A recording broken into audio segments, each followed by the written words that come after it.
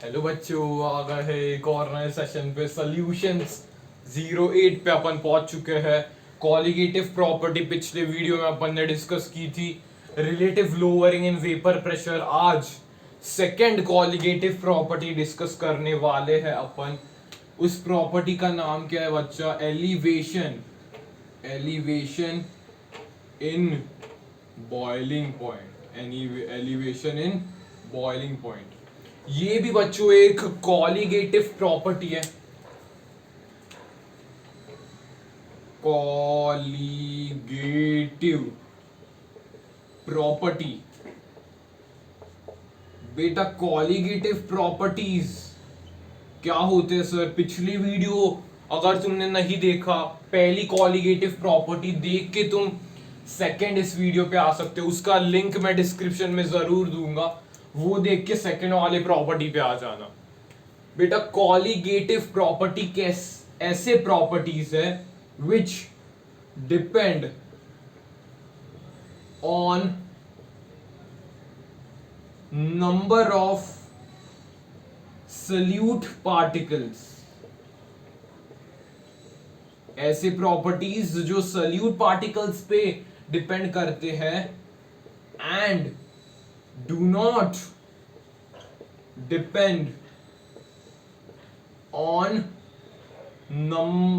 Nature of salute particle. Very important बच्चों, पिछले video में भी कॉलिगेटिव प्रॉपर्टी का स्टार्टिंग में इंट्रोडक्शन दिया था, भूल चुके हो तो डायरेक्टली यहां से। कॉलिगेटिव प्रॉपर्टी क्या है बेटा?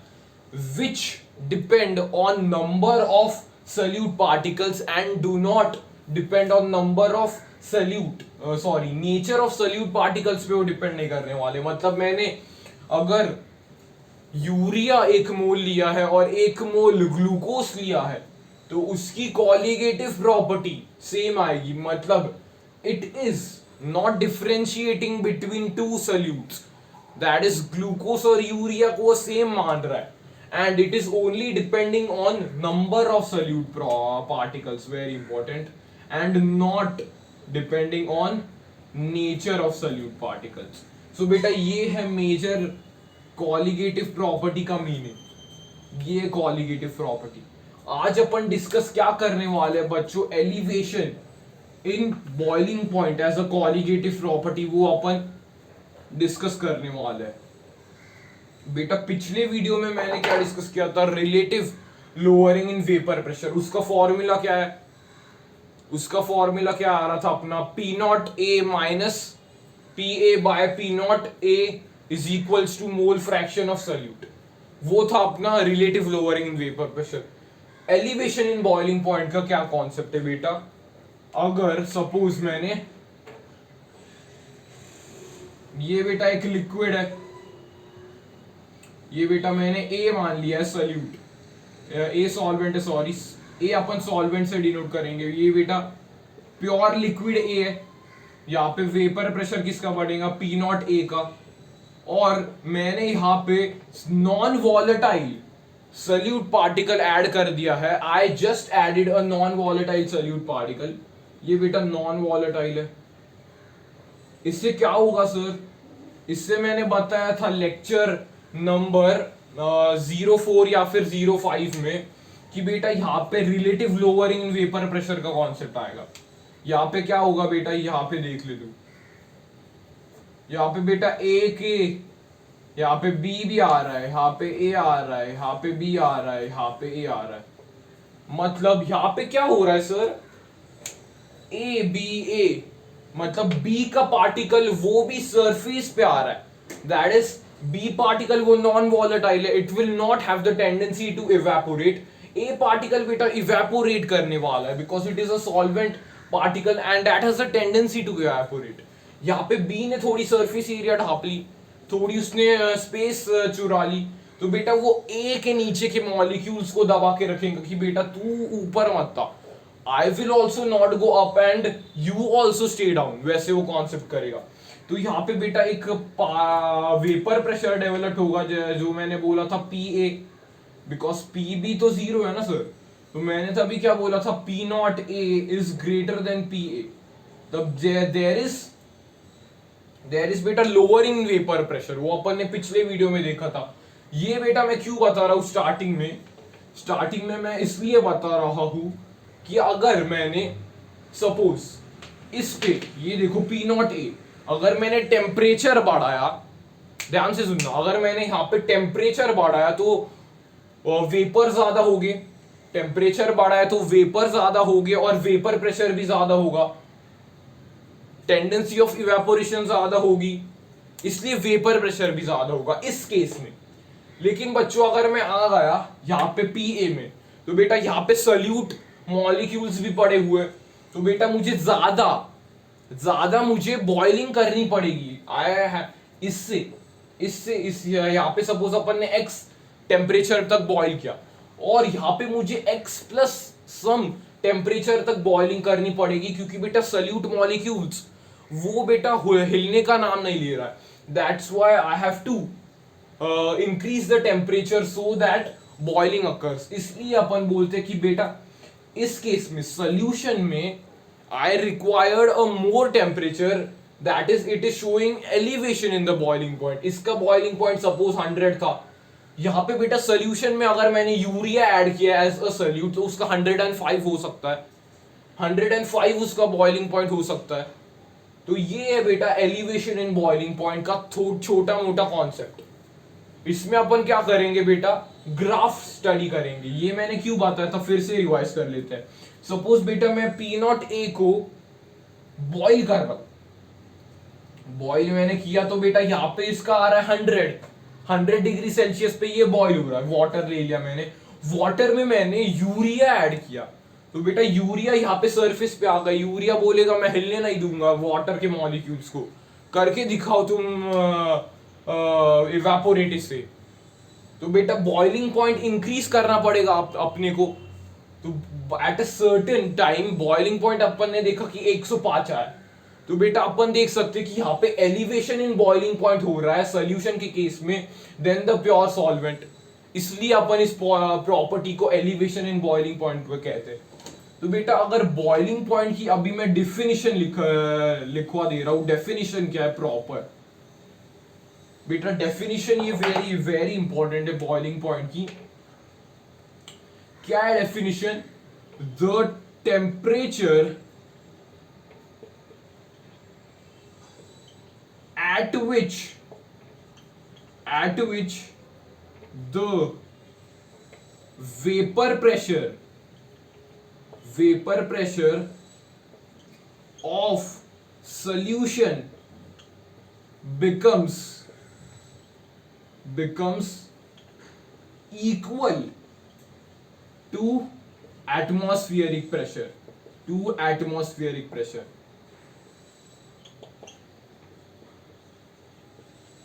बेटा ये है डेफिनेशन प्रॉपर बॉइलिंग पॉइंट की। The temperature at which the vapour pressure of solution becomes equal to atmospheric pressure. बेटा वेपर प्रेशर क्या बोला था मैंने, वेपर जो प्रेशर लगाते हैं वो सॉल्यूशन में, और अगर वो इक्वल हो जाता है या फिर थोड़ा एक्सीड कर जाता है एटमॉस्फेरिक प्रेशर से, तो ही वो ऐसे वेपर बन के ऐसे बाहर जाएगा। देखो यहाँ पे अगर सिंपल अपन ने देखा, यहाँ पे ये बेटा मैंने ले लिया, यहाँ से बेटा एटमॉस्फेरिक प्रेशर लगाएगा, वो दबा के रख रहा है, और यहाँ पे बेटा सपोज वेपर के मॉलिक्यूल्स आ गए। सो बेटा ओनली व्हेन, यहाँ पे मैं हीट कर रहा हूं, only when the temperature at विच, एक टेम्परेचर मान लिया मैंने, टेम्परेचर कैपिटल T मैंने मान लिया, कैपिटल T पे वेपर प्रेशर इसका और एटमॉस्फेरिक प्रेशर के बराबर हो रहा है, मतलब that will have a tendency to boil. अपन बोल सकते कि now it is boiling. So अगर ये इसके इक्वल हो जाता है या थोड़ा एक्सीड कर जाता है, तो बेटा ये ऐसे बॉइल होना चालू हो जाएगा। इससे अपन बोलते हैं बॉइलिंग पॉइंट। द पॉइंट, या फिर तुम ऐसे भी बोल सकते हो the point at which the vapour pressure of solution becomes equal to atmospheric pressure. Point यहाँ पे टेम्परेचर को सिग्निफाइज करता है। ओके, तो बॉइलिंग पॉइंट की डेफिनेशन क्लियर है सबको। अभी क्या बोल रहा था मैं, ग्राफ बनाने वाला सर। ग्राफ कैसा सर, जो अपन ने पढ़ा है वही, कि लिक्विड को अपन ने एक नॉन वॉलेटाइल एक वॉलेटाइल लिक्विड में अपन ने नॉन वॉलेटाइल सॉल्यूट डाला, तो उसके केस का एक उसके ही प्रकार का एक ग्राफ है। तो बेटा इस ग्राफ पे क्या है, यहाँ पे वेपर प्रेशर है और यहाँ पे बेटा टेम्परेचर है यहाँ पे। तो बेटा यहाँ पे पहले मैं बोल देता हूं कि टेम्परेचर बढ़ाने के बाद वेपर प्रेशर बढ़ेगा। बताया था मैंने इनिशियल लेक्चर्स में, if we increase the temperature the vapour pressure increases because the tendency of evaporation increases, ज्यादा भाप बनेगी, ज्यादा प्रेशर एक्सर्ट होगा। तो अपन ने यहाँ पे देखा कि ऐसे एक लाइन आ रही, इसको मैंने क्या बोला बेटा, प्योर सॉल्वेंट का ये वेपर प्रेशर है, प्योर सॉल्वेंट का ये वेपर प्रेशर है। उसके बाद सोल्यूशन का ऐसे नीचे क्यों आया सर, सोल्यूशन का नीचे आया इसलिए क्योंकि वहां पे नॉन वॉलेटाइल सोल्यूट पार्टिकल्स थे, that's why it is interfering, इसलिए we have to supply more energy या we require more heat energy to boil या to increase the vapor pressure I can say। तो यहाँ पे मैंने क्या बोल दिया, इससे सोल्यूशन का बेटा मैंने बोल दिया, सोल्यूशन का ये। तो बेटा मैंने सपोज यहाँ पे 1 atm मान लिया वेपर प्रेशर, क्योंकि वो एटमॉस्फेयर का प्रेशर 1 atm होता है। तो द टेम्परेचर एट विच क्या, the vapour pressure equals vapour pressure of solution या solvent equal to atmospheric pressure 1 atm। तो बेटा इसमें क्या आ रहा है सर, ऐसा इसको क्या बोल दूंगा मैं, टी नॉट बी बोल दूंगा प्योर सॉल्वेंट का, इसलिए सोल्यूशन का क्या आ रहा है बेटा, टी भी बोल दूंगा सोल्यूशन का। यहां पे बेटा ये क्या है, this is delta T B which is equal to T B minus T naught B. Very important बेटा, elevation in boiling point is equal to boiling point of the temperature at which the boiling occurs of solution, that is boiling point of solution minus boiling point of pure solvent। ये है बेटा elevation in boiling point, elevation in boiling point। फिर से ये graph को समझते, vapour pressure अपन ने यहाँ पे लिया, टेम्परेचर लिया, प्योर सॉल्वेंट में मैंने नॉन वॉलेटाइल सोल्यूट डाला, मैंने देखा कि टेम्परेचर और वेपर प्रेशर, टेम्परेचर बढ़ेगा तो वेपर प्रेशर भी बढ़ेगा, ऐसा ग्राफ आया। प्योर सॉल्वेंट का मैंने ऊपर लिया और सॉल्यूशन का नीचे लिया, क्योंकि non volatile solute particles interfere करेगी। तो बेटा मैंने देखा कि यहाँ पे टी नॉट भी यहाँ पे आ रहा था, मतलब boiling point of pure solvent ये था, बॉइलिंग पॉइंट ऑफ सोल्यूशन थोड़ा ज्यादा आ रहा था, और मैंने एलिवेशन कितना बड़ा है बॉइलिंग पॉइंट वो मैं ऐसे कैलकुलेट कर सकता हूँ इस ग्राफ से। सो एक फॉर्मूला तो अपने को ये मिल गया, delta B is equals to T B minus T naught B. अगला क्या है बेटा, अगला है अपन ने क्या देखा, T delta T naught delta T B sorry, मतलब elevation in boiling point was found directly proportional to molality. कैसे बेटा ये अपने को मिला, एक्सपेरिमेंटली अपने को ये मिला एक्सपेरिमेंटली। तो इसको मैं क्या लिख सकता हूं, delta T B is equals to K B M, K B ये क्या है बेटा, constant for elevation in boiling point, या फिर यू क्या था वो, यूबिलियो इब्यूलो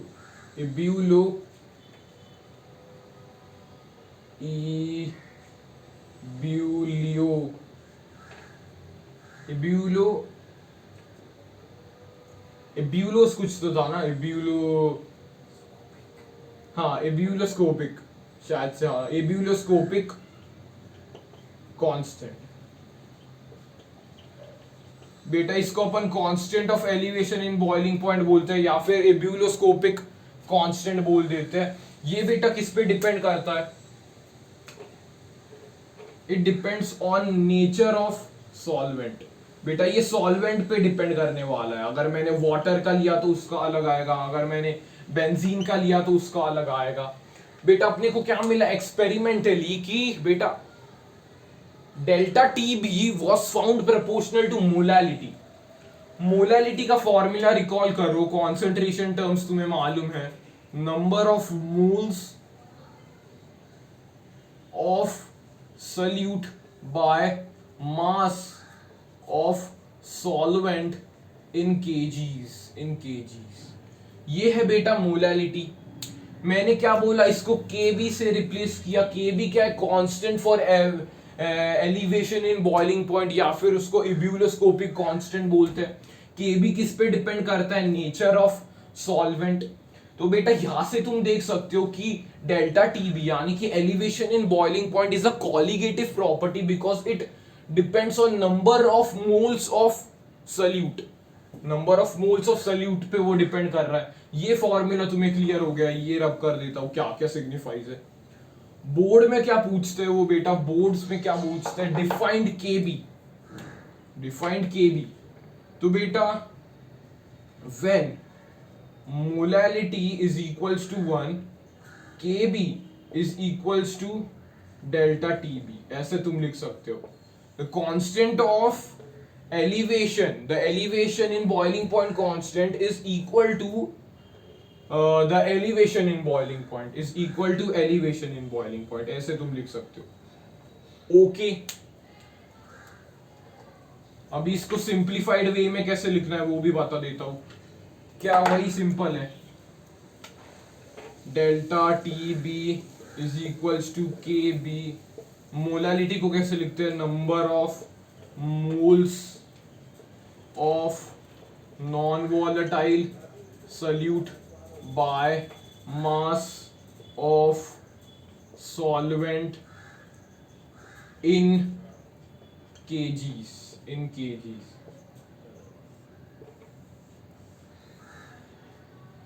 ये है बेटा एलिवेशन इन बॉइलिंग पॉइंट। इसमें अपन ने क्या डिस्कस किया कि बेटा एलिवेशन ऑफ बॉइलिंग पॉइंट कैसे कॉलिगेटिव प्रॉपर्टी बनती है कि बेटा delta TB is proportional to molality. Molality क्या है बेटा? Number of moles of non volatile solute by mass of solvent in KG, मतलब वो भी नंबर ऑफ मोल्स पे डिपेंड कर रहा है। फिर अपन ने देखा कि फॉर्मूला अपन दो यूज कर सकते हैं, delta TB is equals to K B into M या फिर delta T B is equals to T B minus T naught B, मतलब boiling point of solution minus boiling point of solvent. Okay अगर तुम्हें बेटा rare chances है numerical में, अगर तुम्हें पूछा कि फाइंड द वैल्यू ऑफ के बी, जनरली के बी 99% केसेस में दिया रहेगा। फाइंड अगर तुम्हें पूछा है के बी तो बेटा केबी का भी एक अपन ने फॉर्मूला दे दिया है। K B is equals to R bracket T naught B का square into molar mass divided by 1000 into delta आता है क्या? एचपी आता है सिर्फ डेल्टा एच वेपराइजेशन। ये है बेटा फॉर्मूला। इसमें आर क्या है बेटा? Universal gas constant. तुम यूज कर सकते हो 8.314 अगर जूल पर मोल केल्विन दिया है, या फिर तुम यूज कर सकते हो 2 कैल पर मोल केल्विन। और टी नॉट बी तुम्हें केल्विन का है। टी नॉट बी क्या है बेटा? Temperature boiling point of pure solvent. Molar mass तुम्हें सॉल्वेंट का ले लेना है। और बेटा H क्या है बेटा? H वेपराइजेशन, मतलब एक मोल के लिए कितनी हीट ऑफ वेपराइजेशन निकल रही है, उसको अपन कैसे लिख सकते हैं? Latent heat into molar mass, latent heat into molar mass. ऐसे बेटा तुम के भी फाइंड कर सकते हो, के भी फाइंड कर सकते हो। सो बेटा ये था आज के लेक्चर में अपन ने कवर किया एलिवेशन इन बॉइलिंग पॉइंट। अगले लेक्चर में अपन कवर करेंगे third colligative property, depression in freezing point. Link में डाल दूंगा डिस्क्रिप्शन में relative lowering in vapour pressure की। सो अगर तुम्हें ये वीडियो पसंद आया तो लाइक कर सकते हो इस वीडियो को, और कुछ डाउट्स आ रहे इस कॉन्सेप्ट से रिलेटेड तो कमेंट कर सकते हो। और अगर ये आपको मेरा चैनल पसंद आ रहा है तो चैनल को सब्सक्राइब कर सकते हो for more such chemistry lectures. Chemistry lectures के लिए बेटा अपन सॉल्यूशंस चैप्टर पे ये जल्दी 3-4 दिनों तक कवर हो जाएगा ये चैप्टर। तो बेटा क्या सॉल्यूशंस तो कवर हो जाएगा। So thank you for watching, stay healthy, keep learning.